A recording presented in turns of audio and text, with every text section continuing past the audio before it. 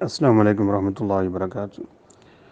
ایک بہن کا سوال ہے کہ انہوں نے عدالت میں خلا کا دعویٰ دائر کیا تھا، آرڈر جاری ہو چکے لیکن ابھی لیٹر وصول نہیں ہوا، تو ان کی عدت کب سے شروع ہوگی؟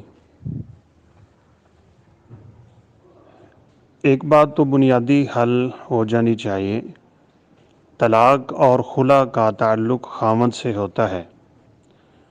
طلاق خامند کی مرضی سے ہوتی ہے اور اس میں خامند اپنی بیوی سے کچھ نہیں لے سکتا۔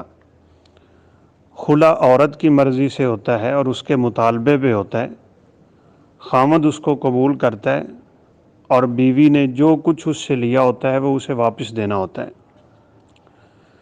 رسول اللہ صلی اللہ علیہ وسلم نے فرمایا، جو عورت بغیر کسی وجہ سے خلا لے گی اس پہ جنت کی ہوا بھی حرام ہے۔ اگر خلا شرعی طور پہ جائز ہو تو اس میں کوئی اشکال نہیں ہے۔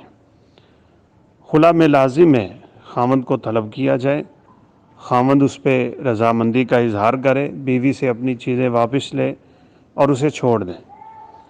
لیکن اگر خامند اس بات کی طرف نہیں آتا تو عورت عدالت سے اپنا نکاح فسخ کرواتی ہے۔ اس کو اگرچہ ہم خلا کہہ دیتے ہیں، یہ تنسیخ نکاح، فسخ نکاح کی ڈگری ہوتی ہے۔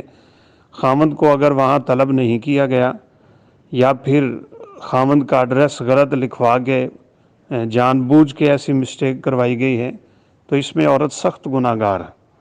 خامند کو اطلاع ہے، وہ نہیں پہنچا یا پہنچا ہے اور اس کی رضامندی سے ڈگری خلا کی جاری ہوئی ہے تو جس دن جاری ہوگی اسی دن سے عدت شروع ہو جائے گی۔